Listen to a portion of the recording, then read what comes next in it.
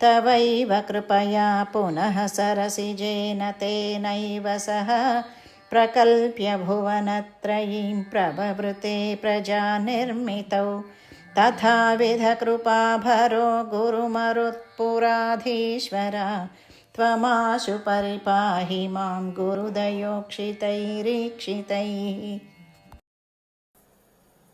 తవైవ కృపయా, ఆ పరమాత్మ ప్రసాదించినటువంటి ఆ అనుగ్రహం వల్ల ఆయన ఉన్నటువంటి ఆ సరసిజం అంటే ఆ కమలం నుంచే ఆ ముల్లోకాలని కూడా సృష్టి చేశారట.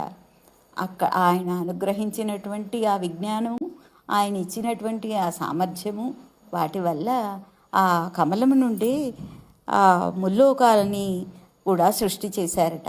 ఆ ముల్లోకాలని సృష్టి చేయడమే కాదు, ఆ వివిధ లోకాలలో నివసించడానికి అనుగుణమైనటువంటి ఆ జీవ సృష్టి కూడా చేశారట. ఆ లోకాలను నివసించేటువంటి జీవ సృష్టి, అదే ప్రభవృతే ప్రజానిర్మితవు.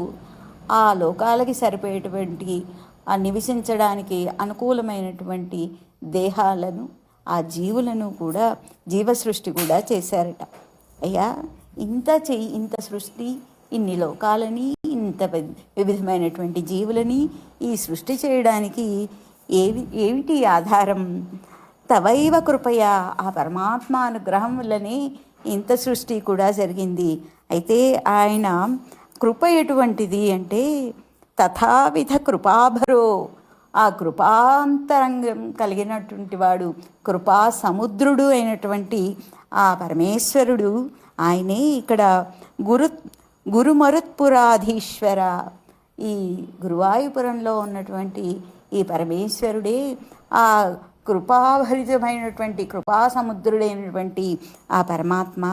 స్వామి, సాధారణంగా గురుదయోక్షితైరీక్షితై అన్నారు. అంటే ఆ గురువులు ఎలా చూస్తారు అంటే ఆ కృపాకటాక్షములతో వీక్షిస్తారు ఆ గురువులు. అసలు గురువు అంటే ఏమిటి అంటే మనలో ఉండే అజ్ఞానాన్ని పోగొట్టేటువంటి ఆ జ్ఞానాన్ని ప్రసాదించే ఆ గురుతత్వం కలిగిన వాళ్ళు. ఒక్క జ్ఞానమేనా, జ్ఞానంతో పాటి దయ, ఆ దయతో కూడినటువంటి ఆ చూపులని మన పైన ప్రసరింపచేసే వాళ్ళట ఆ గురువులు. ఆ జ్ఞానాన్ని, దయని వారి చూపుల ద్వారా మనపై ప్రసరింపచేసేటువంటి గురుస్వరూపుడు నీవు అయ్యా. జగత్తుకే గురుస్వరూపుడమైనటువంటి నీవు అంటే బ్రహ్మదేవునికి అనుగ్రహం ఇచ్చి ఇంత సామర్థ్యాన్ని ఇచ్చిన వాడివి, ఈ సమస్త జగత్తుకే గురుస్వరూపమైనటువంటి వాడివి.